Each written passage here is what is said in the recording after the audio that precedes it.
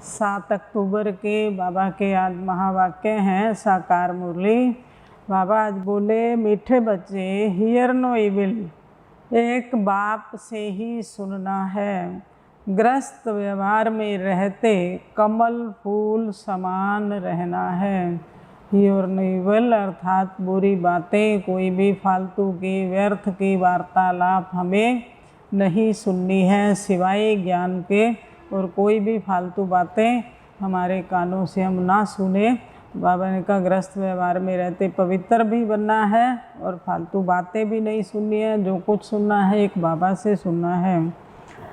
प्रश्न, किस खेल को यथार्थ रीति जानने वाले बच्चे कभी मूंझ नहीं सकते? उत्तर, दुख और सुख, भक्ति और ज्ञान का जो खेल चलता है, इसको यथार्थ रीति जानने वाले कभी मूंझते नहीं। तुम जानते हो भगवान किसी को दुख नहीं देता, वह दुख हरता सुख करता। जब सभी दुखी हो जाते हैं तब दुखों से लिबरेट करने के लिए वह आते हैं। तो बाबा ने कहा दुख सुख भक्ति और ज्ञान का खेल, जब इसको यथार्थ रीति हम समझ जाते हैं तो फिर किसी भी बात में मूंझते नहीं, अर्थात उलझते नहीं, मायूस नहीं होते हैं।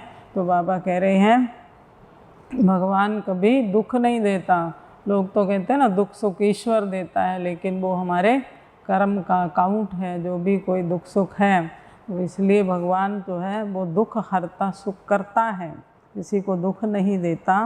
गीत, यह कौन आया आज सवेरे सवेरे, ओम शांति। बच्चों ने क्या सुना?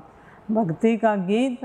भक्ति को अंग्रेजी में फिलॉसफी कहते हैं, टाइटल मिलते हैं डॉक्टर ऑफ फिलॉसफी। अब फिलॉसफी अर्थात भक्ति तो छोटे बड़े मनुष्य सब जानते हैं। कोई से भी पूछो ईश्वर कहाँ रहते हैं तो कहेंगे सर्वव्यापी है। यह भी फिलॉसफी हुई ना। अब शास्त्रों की कोई भी बात बाप नहीं सुनाते, कोई भी भगत को ज्ञान सागर नहीं कहेंगे। ना उनमें ज्ञान है ना ज्ञान सागर के बच्चे हैं। बाबा ने कहा कोई भगत को ज्ञान का सागर नहीं कहेंगे, वो तो शास्त्रों की बातें सुनाते हैं, भक्ति की बातें सुनाते हैं। ज्ञान सागर तो केवल शिव बाबा ही है, वही आकर के सृष्टि के आदि मध्य अंत का ज्ञान देते हैं बाबा।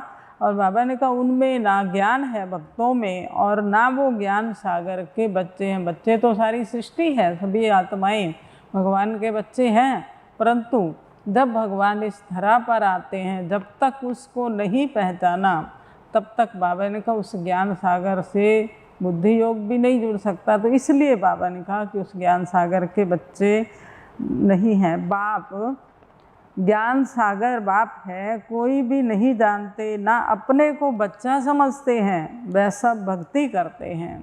भगवान से बाप और बच्चे का संबंध थोड़ी जोड़ते हैं। बाबा ने कहा भले भक्ति करते हैं, ईश्वर ईश्वर कह के पुकारते भी हैं। ज्ञान सागर बाप को नहीं जानते, सब भक्ति करते भगवान से मिलने के लिए, परंतु भगवान को जानते नहीं। तो भक्ति से क्या फ़ायदा होगा? बहुतों को यह टाइटल मिलता होगा डॉक्टर ऑफ फिलॉसफी। उन्हों की बुद्धि में तो एक ही बात है कि ईश्वर सर्वव्यापी है, उसको फिलॉसफी समझते हैं। इससे ही गिरते आए हैं। इसको कहा जाता है धर्म गलानी।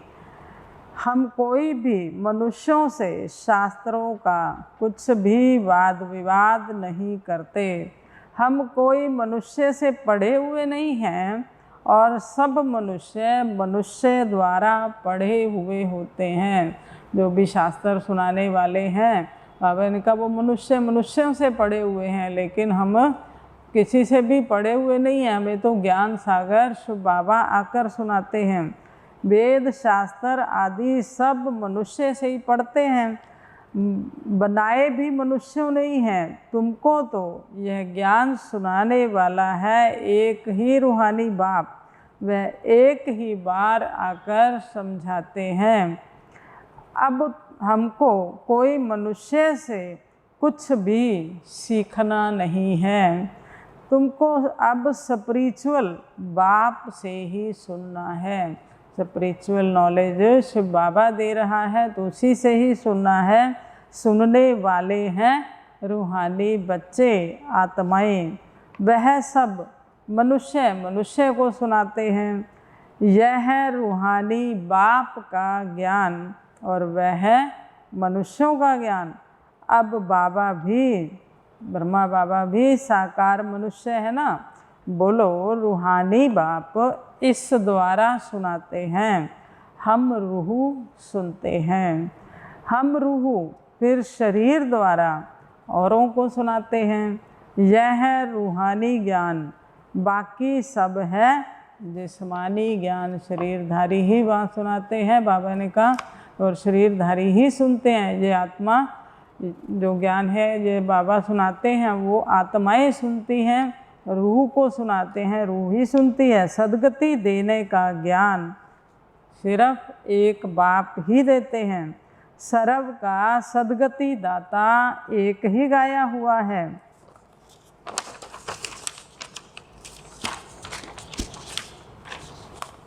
बाप कहते हैं ज्ञान की अथॉरिटी, ज्ञान सागर मैं हूँ।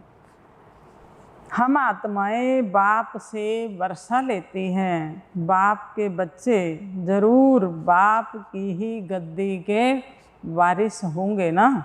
लक्ष्मी नारायण भी देहदारी हैं, उनके बच्चे जिस्मानी बाप से वर्षा पाते हैं। जो लक्ष्मी नारायण के बच्चे होंगे वो तो उनसे वर्षा लेंगे, तो वो तो जिस्मानी बाप हो गया उनका।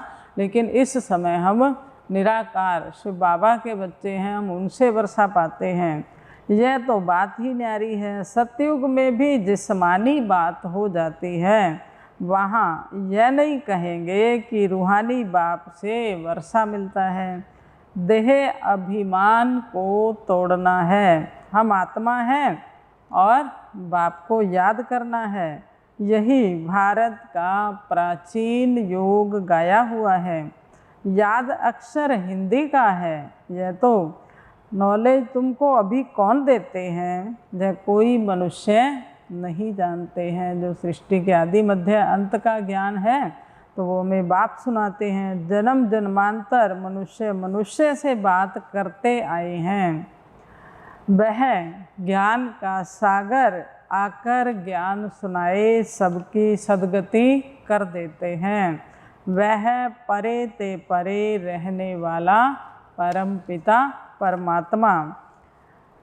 हमको हुक्म मिला हुआ है सिर्फ मुझ निराकार बाप से सुनो। शिव बाबा ने क्या हुक्म दिया? सिर्फ मुझ निराकार बाप से सुनो। बाप कहते हैं हियर नो इविल। ये तो सिर्फ एक बात कही। वो बापू के 3 बंदर दिखाते हैं ना, एक ने कानों पे हाथ रख के, एक ने आँखों पे, एक ने मुख पे। तो बाबा कहते हैं, बाबा तो उससे भी आगे कहते हैं hear no evil, see no evil, talk no evil, do no evil, think no evil. ना बुरा देखना है, ना सुनना है, ना बोलना है, ना सोचना है और ना बुरा करना है। हम एक भगवान से सुनते हैं, तुम मनुष्यों से सुनते हो। बाबा ने कहा ये कहो मनुष्यों को, तुम तो मनुष्यों से सुनते, हम भगवान से सुनते हैं। बड़े ये बात जो है बड़ी अथॉरिटी से कहनी चाहिए। हमें कौन मिला है? ज्ञान का सागर शिव बाबा, और उनसे ही हम ये सुन रहे हैं। बाप कहते हैं मुझे याद करो तो तुम्हारे ऊपर जो पापों का बोझा है वह उतर जाएगा और तुम पवित्र बन जाएंगे। जो पवित्र बनेंगे वही पवित्र दुनिया का मालिक बनेंगे। अभी पुरानी दुनिया बदलनी है, कलयुग के बाद सतयुग आना है। सतयुग है पावन दुनिया, कलयुग में ही मुझे बुलाते हैं कि आकर पावन दुनिया बनाओ। सो अब मैं आया हूँ, मामेकम याद करो। तो बाबा बार बार कह रहे हैं कि मुझे याद करो तो तुम्हें जो पापों का बोझा तुम्हारे सिर पर है वो भी उतर जाएगा, तुम पवित्र बन जाओगे। हमने आधा कल्प उसे बुलाया तो अब वो हमारी पुकार सुनकर आया। तो बाबा फिर कह रहे हैं माम एकम याद करो, अब दुनिया बदल रही है, यह अंतिम जन्म है। ये सदा स्मृति रहे कि यह हमारा अंतिम जन्म है। इस पुरानी दुनिया में आसुरी राज्य खलास हो, राम राज्य स्थापन हो रहा है। इसलिए अब अंतिम जन्म ग्रस्त व्यवहार में रहते कमल फूल समान पवित्र बनो। यह विषय सागर है ना, दुनिया विषय सागर है। कमल फूल पानी के ऊपर रहता है, तो अब तुम ग्रस्त व्यवहार में रहते कमल फूल के समान पवित्र रहो। तुम बच्चे जानते हो हम राजाई स्थापन कर रहे हैं, अभी सारी दुनिया बदलनी है।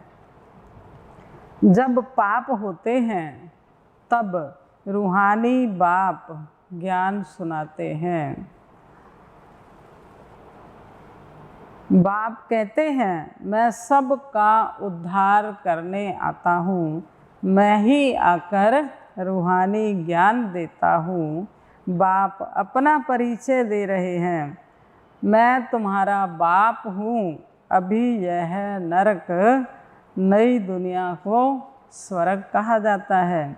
ऐसे कैसे कहेंगे कि यहाँ ही नरक है, स्वर्ग भी नरक स्वर्ग सब यही है। बाबा ने कहा ऐसा तो हो नहीं सकता, जब नरक है तो स्वर्ग हो नहीं सकता, जब स्वर्ग होगा तो नरक नहीं होगा। तो जिनको बहुत धन है वो क्या समझते हैं कि हम तो अभी स्वर्ग में हैं। स्वर्ग तो होता ही है नई दुनिया में, यहाँ स्वर्ग कहाँ से आया। इसलिए हम कोई मनुष्यों की बात सुनते ही नहीं हैं। बाप कहते हैं तुमको तमो प्रधान से सतो प्रधान बनना है। तो उसके लिए बाबा क्या डायरेक्शन दे रहे हैं, माम एकम याद करो। सारा दिन बुद्धि में यह नॉलेज रहनी चाहिए। अच्छा, मीठे मीठे सिकीलधे बच्चों प्रति माता पिता बाप दादा का याद प्यार और गुड मॉर्निंग। रूहानी बाप की रूहानी बच्चों को नमस्ते। हम रूहानी बच्चों की रूहानी बाप दादा को नमस्ते जी, नमस्ते जी। सदा रहेंगे हंसते जी। वाह बाबा वाह, शुक्रिया बाबा शुक्रिया। आज की मुरली का धारणा के लिए मुख्य सार, पहला पॉइंट है एक बाप से ही रूहानी बातें सुननी है, किसी से दूसरी बातों का वाद विवाद नहीं करना है, फालतू की बहस नहीं करनी है किसी से भी। बाबा ने कहा एक बाप से ही सुनना है। दूसरा पॉइंट है देही अभिमानी बनने की मेहनत करनी है। सतो प्रधान बनने के लिए एक बाप की याद में रहना है। वरदान, बाप के हाथ और साथ की स्मृति से मुश्किल को सहज बनाने वाले बेफिक्र व निश्चिंत भव। बाप के हाथ और साथ की स्मृति से कोई भी कार्य मुश्किल नहीं लगेगा। फिर जब बाबा के साथ की स्मृति होगी, बाबा का हाथ हमारे सिर पर है, अगर ये याद रहेगा तो हर कार्य सहज अनुभव होगा और बेफिक्र होकर करेंगे, निश्चिंत हो जाएंगे। जैसे किसी बड़े के हाथ में हाथ होता है तो स्थिति बेफिक्र व निश्चिंत रहती है। ऐसे हर कर्म में यही समझना चाहिए कि बाप दादा मेरे साथ भी हैं और हमारे इस अलौकिक जीवन का हाथ उनके हाथ में है। हर कर्म में क्या समझना है कि बाबा मेरे साथ भी है और हमारे इस अलौकिक जीवन का, बाबा का अलौकिक जीवन का जो हाथ है वो बाबा के हाथ में है, अर्थात जीवन उनके हवाले है। तो जिम्मेवारी भी उनकी हो जाती है। जब इतना समर्पण भाव होगा कि ये जीवन जो है प्रभु हवाले है, तो बाबा ने कहा फिर जिम्मेवारी भी बाबा की है, वो संभालेगा। सभी बोझ बाप के ऊपर रख अपने को हल्का कर दो। बोझ उतारने व मुश्किल को सहज करने का साधन ही है। आज बाबा ने कौन सा साधन बताया? बाप का हाथ और साथ।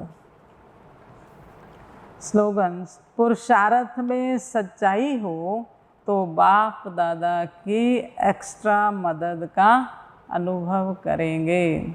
इसलिए बाबा हम बच्चों को क्या कह रहे हैं? पुरुषार्थ में सच्चाई हो, कोई भी बात हम बाबा से छिपाई नहीं, सच सच सुनाए बाबा को। तो जब हम सत्य हैं तो बाबा की एक्स्ट्रा मदद भी बच्चों पर रहती है। अच्छा, ओम शांति, ओम शांति।